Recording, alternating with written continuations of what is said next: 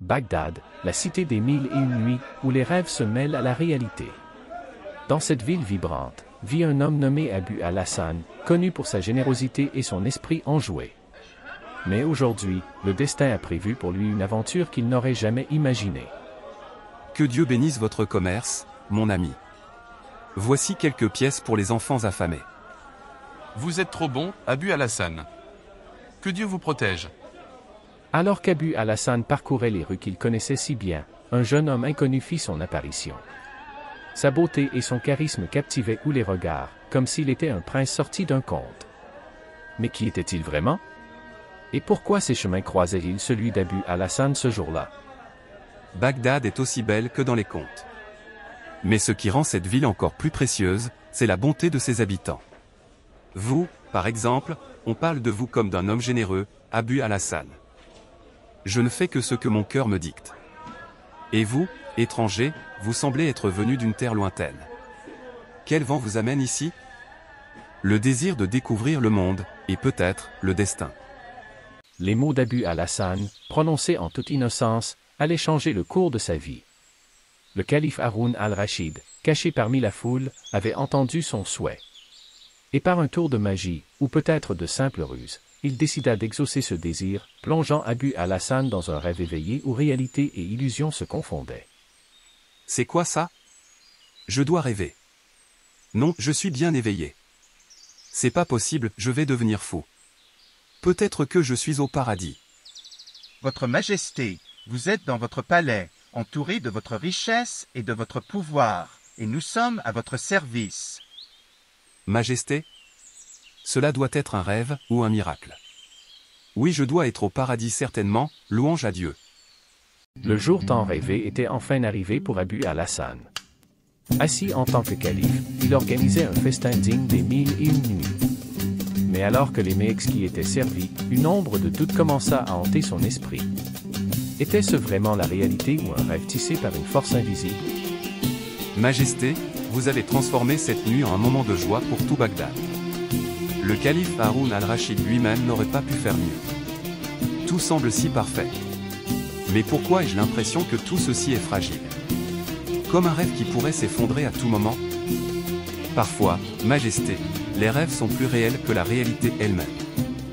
Le soleil levant éclairait timidement la pièce modeste où Abu al-Hassan reposait. Le rêve de grandeur s'était évanoui, laissant place à la réalité simple mais familière. Était-ce un avertissement? Un miracle? Ou simplement le caprice du destin? Qu'est-ce qui se passe? Je deviens fou, j'étais dans un palais somptueux. Tout le monde m'appelait Majesté. Que m'arrive-t-il? Je dois devenir fou et comment je suis arrivé ici? Tout est si réel, et pourtant. Ce palais, ces festins. Était-il seulement une illusion? Peut-être que le rêve m'a montré ce que je devais voir. Mais pourquoi ai-je l'impression d'avoir vraiment vécu tout cela? Le tigre coulait doucement, comme il l'avait toujours fait, indifférent aux rêves et aux réalités des hommes.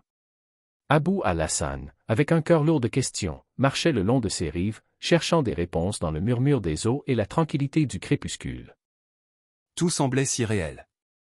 Ce palais, ce pouvoir, mais tout cela s'est évanoui comme un rêve. Était-ce vraiment ce que je voulais? Le pouvoir, la richesse. Il semblait si désirable, mais maintenant, je ne suis plus sûr.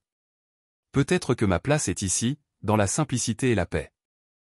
Les rêves nous montrent-ils ce que nous devons savoir, ou simplement ce que nous voulons voir? Et si tout cela avait un sens plus profond?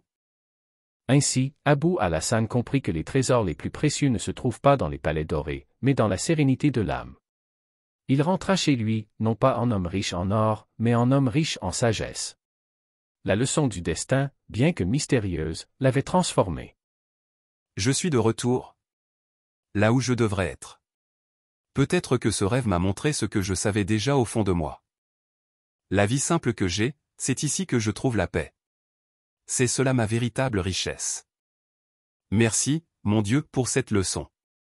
Que je puisse toujours me rappeler que la vraie valeur de la vie ne réside pas dans ce que nous possédons, mais dans la sagesse que nous acquérons. Pendant ce temps, au palais, le calife Haroun al-Rachid, avec un sourire énigmatique, discutait avec son fidèle vizir.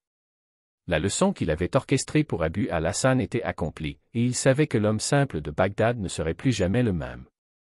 Il a fallu peu de choses pour montrer à Abu al-Hassan la vérité.